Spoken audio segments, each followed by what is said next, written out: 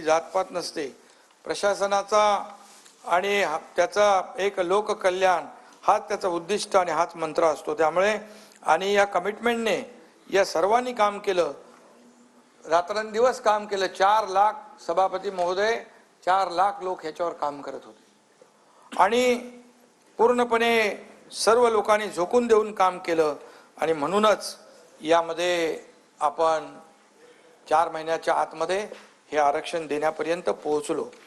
यामध्ये मी पुन्हा एकदा सांगतो, कुठल्याही कायदेशीर अडचणी येऊ नये या बाबतीमध्ये सातत्याने आमचे उपमुख्यमंत्री देवेंद्र फडणवीस जी यामध्ये सातत्याने लक्ष घालत होते, अजितदादाही लक्ष घालत होते आणि त्यामध्ये या काळामध्ये जो देवेंद्र फडणवीसजींच्या काळामध्ये मागासवर्ग आयोगाची स्थापना करून मराठा आरक्षण मान्य करण्यात आलं होतं।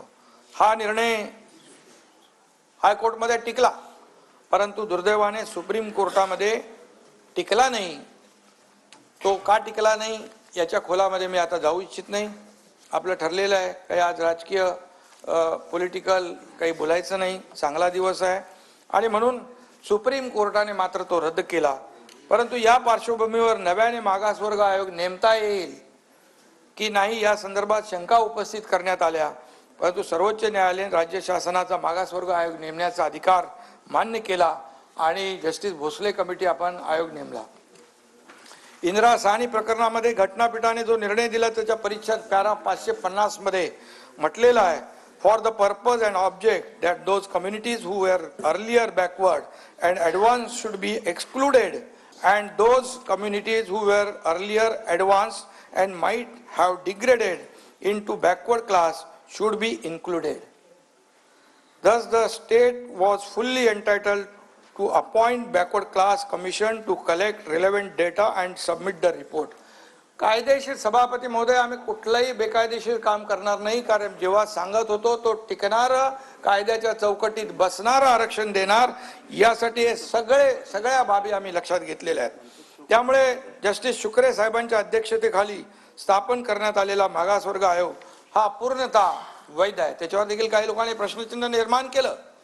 काही लोकांनी आरक्षण जेव्हा देण्याची संधी होती तेव्हा आरक्षण दिलं नाही, परंतु आता आरक्षण आपण देतोय त्यामध्ये कुठलीही अडचण न करता सहकार्य केलं पाहिजे अशी माझी धारणा आहे आणि म्हणून हा मागासवर्ग पूर्णपणे वैध असून या आयोगाने अत्यंत काळजीपूर्वक आणि मेहनतीने तयार केलेला अहवाल शासनाने स्वीकारलेला आहे। हे आरक्षण हायकोर्ट सुप्रीम कोर्टात टिकेल की नाही याबाबत आतापासून काही लोक शंका व्यक्त करतायत। आवश्यकता नाही, आपण सगळ्यांनी मिळून या समाजाच्या मागे उभं राहिलं पाहिजे आणि म्हणून घटनेच्या 342A आणि 16(4) आणि 15(4) प्रमाणे नोकरी आणि शिक्षणामध्ये आरक्षण देण्याची घटनेत तरतूद आहे आणि त्यानुसार आयोगाने शिफारस केलेली आहे। या ठिकाणी मी हेही नमूद करू इच्छितो, आपलं राज्य नाही 22 राज्य आहेत, त्यामध्ये 50% आरक्षणाची मर्यादा ओलांडलेली आहे। त्यामध्ये मी आणि ते अद्याप टिकलेलं आहे आणि म्हणून तामिळनाडू, हरियाणा, राजस्थान मी सगळ्यांची नावं घेत नाही, त्यामुळे कायदेशीर निकषावर टिकून राहिली आरक्षण या बाबतीमध्ये कुणी शंका व्यक्त करण्याची आवश्यकता नाही। याचा बिहारने आता 4 महिन्यापूर्वी 69% झालं, 69% आणि ते कोर्टामध्ये टिकलेलं आहे आणि म्हणून मराठा आरक्षणाच्या बाजूने युक्तिवाद करण्यासाठी राज्य सरकारने तज्ञ वकिलांची फौज उभी केलेली आहे। ज्येष्ठ विधिज्ञ हरीश साळवे असतील, मुकुल रोहतगी असतील, तुषार मेहता असतील, आत्माराम नाडकर्णी असतील, पटवालिया, थोरात, साखरे, अनेक लोक आहेत, या सगळ्यांचा समावेश आहे आणि सरकारने पूर्णपणे याची तजवीज करून ठेवलेली आहे की कुठल्याही परिस्थितीमध्ये मराठा आरक्षण हे टिकलं पाहिजे आणि कायद्याच्या चौकटीत बसलं पाहिजे आणि तेही ओबीसी आणि इतर समाजावर कुठलाही अन्याय न करता हे आरक्षण टिकवण्याची जबाबदारी सरकारची आहे। उच्च न्यायालयात मराठा आरक्षणाची बाजू सक्षमपणे मांडणाऱ्या तज्ञांची या ठिकाणी मदत घेतोय आपण। टास्क फोर्स आपण तयार केलेला आहे आणि उच्च न्यायालय, सर्वोच्च न्यायालय आणि इतर न्यायालयीन पातळीवर मराठा समाजाचे आरक्षण कसं टिकून राहील याबाबत शासन आणि आयोगात समन्वय राखण्यासाठी माननीय न्यायमूर्ती दिलीप भोसले यांच्या अध्यक्षतेखाली समिती आपण नेमली आहे। या समितीमध्ये न्यायमूर्ती जस्टिस मारुती गायकवाड, जस्टिस शिंदे यांचं देखील सहभाग आहे आणि त्यांच्याशी सुद्धा सातत्याने सरकारशी समन्वय आहे। मराठा समाजाच्या आरक्षणाच्या मागणीवर चर्चा करण्यासाठी मी तसंच मराठा आरक्षण व सुविधा मंत्रिमंडळ उपसमिती मुख्य सचिव तसेच मान्य मुख्य न्यायमूर्ती श्री दिलीप भोसले यांच्या अध्यक्षतेखाली सल्लागार मंडळाच्या एकूण 50 बैठका जवळपास झाल्या. दरम्यान मराठा समाजाचे चंद्रकांत दादा पण इकडे आहेत. समाजाचे सामाजिक व शैक्षणिक मागासलेपण तपासणी करण्यासाठी सभापती महोदया 13 नोव्हेंबर 2023 रोजी राज्य मागासवर्ग आयोगाला टर्म्स ऑफ रेफरन्स निश्चित करून देण्यात आले. या आयोगासाठी 367 कोटी रुपये आपण उपलब्ध करून दिले. आयोगाच्या पुण्यातील कार्यालयात देखील वाढीव जागा, आवश्यक जे संसाधनं आहेत, सामुग्री आहे ती दिली. पण त्याला एकच सांगितलं, वेळेमध्ये आपल्याला या सर्व गोष्टी करायच्या आहेत. नमुना सर्वेक्षण न करता सर्वोच्च न्यायालयाने इम्पिरिकल डेटा गोळा करण्याचं जे काय ट्रिपल टेस्ट सांगितल्याप्रमाणे ते शिवधनुष्य तसं मोठं होतं.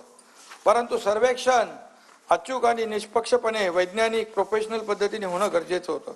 त्यासाठी सभापती महोदया Gokhale institute of politics and economics Pune, IIPS यासारख्या नामांकित संस्थांची मदत देखील या ठिकाणी घेण्यात आली. त्यासाठी स्वतंत्र संगणक प्रणाली विकसित केली, प्रश्नावली क्वेश्चनेअर तयार केलं आणि सर्व महसूल यंत्रणा यासाठी तयार ठेवण्यात आले. सर्व जिल्हाधिकारी, महापालिका आयुक्त, त्याचबरोबर CO यांना नोडल अधिकारी नेमलं. त्यांच्या वारंवार बैठका देखील घेतल्या. VC वर देखील बैठका झाल्या. जवळपास 3 ते 3.5 लाख प्रगणक नेमण्यात आले आणि त्यांचं मास्टर ट्रेनिंग झालं.